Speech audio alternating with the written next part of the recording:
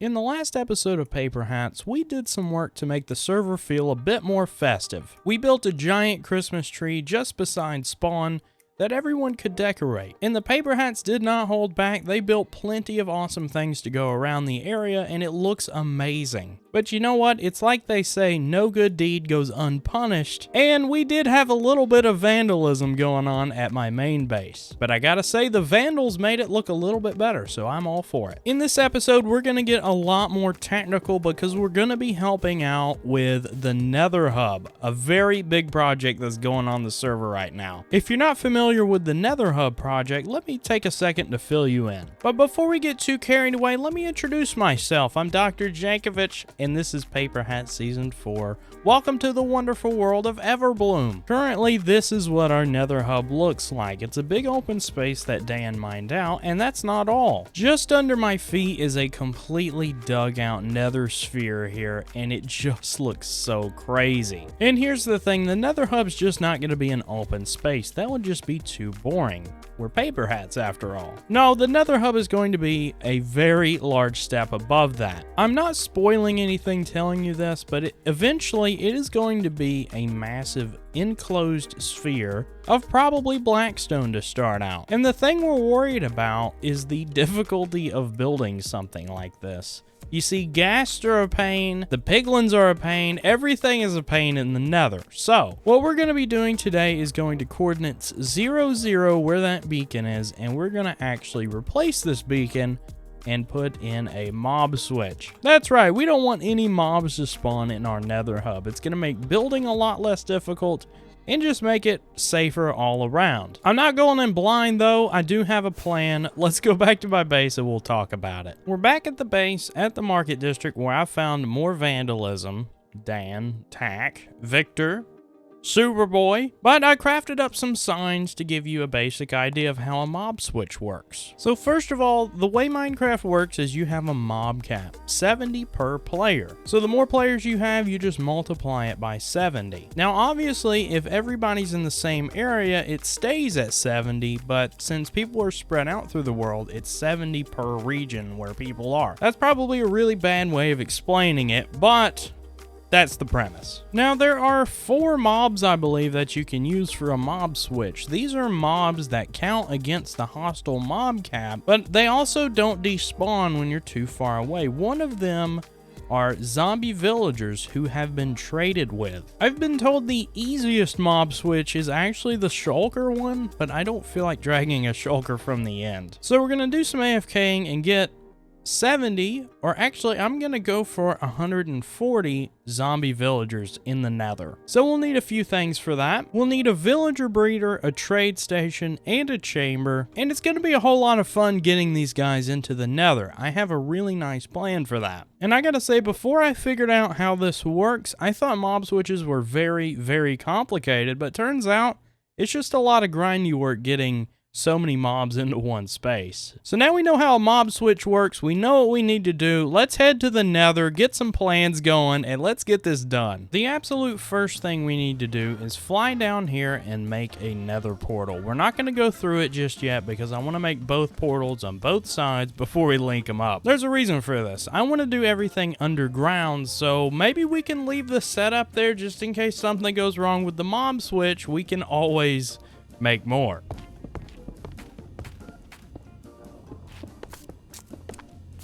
And there we go, a fine, oh, we made a new friend. But yeah, a fine portal there. I just need to light it up here in a second. Oh my goodness, we're making so many friends. So let's go back to spawn. We'll do some digging. We'll go underground. And you know what? I may want to get the cords of this first. Cords were obtained. Let's go back to spawn. We'll do some digging. We'll get all this connected up. And here we are. We're out in the middle of the ocean. I think I did all the math right. And you know what? You would not believe it. We're right next to my base. It looks a little bit janky. I'm trying out a new mod called Distant Horizons. It's supposed to make things in the distance render a little worse so you can see more chunks, but also have really good performance. And I don't know if I like that so much, but maybe it's got to work itself out. I'll try it a little while longer. And this is the moment of truth. Let's light this up and make sure they connect. Perfect. That is exactly what I wanted to see. So we got the portals linked up. Now we just need to build a platform and get a villager breeder going. You know what? On second thought, we should probably work backwards. So let's go back through. We'll mine out that beacon and we'll get a chamber there to hold all the zombie villagers.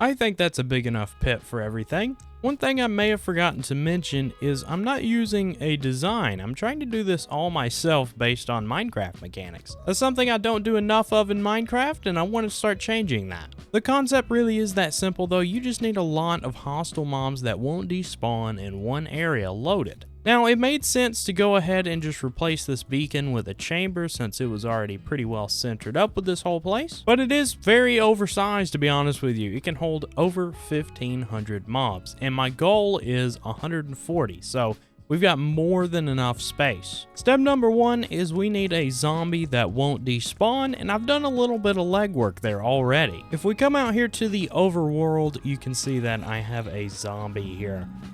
You can't see it due to my resource pack, but he actually does have a diamond helmet, so he should be fine in the sun for a while. So the first step is I need to break this boat and get him into that portal. Well, that didn't quite work out the way I wanted it to, but I think it'll still work because I believe these guys do target villagers. If not, we'll just have to wait till nighttime and get another zombie off that shore over there. I don't think it'll be too big of a deal. That worked like a charm. Looks like we've got this guy in here. We just need to lead him over these trapdoors. Very, very good. Here's our drowned that we've captured, and this guy should convert all the villagers after they've been trading with. So the next step is we need a villager breeder and a trading station, which shouldn't be too difficult. We've got plenty of space out front here. The only thing I need to focus on is we need a really easy, straightforward system to breed the villagers, have them go to a trading station, and then with a click of a button, they are automatically transported through to the Nether. It is going to be a little bit of a pain moving them to the actual pit, but as you saw, I have laid down some rails there. Hopefully that should make that a little bit easier.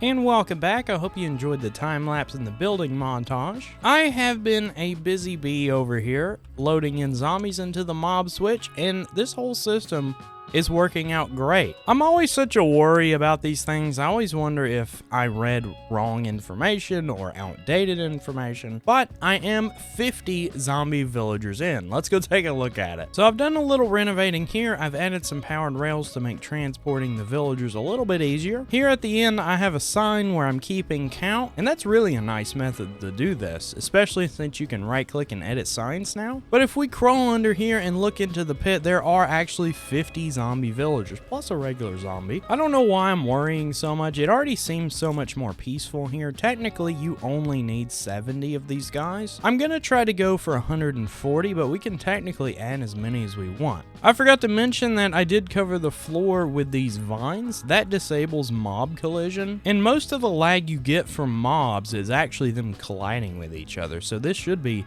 very, very lag friendly. But I did all this work off camera because I wasn't sure how to record it. Sometimes my redstone just takes a little bit of time, dare I say it's a bit janky at times, and I just wanted to get the method down before I started recording something and had a really choppy viewing experience. So let me give you a demonstration on how this works. First of all escapees go to a better place.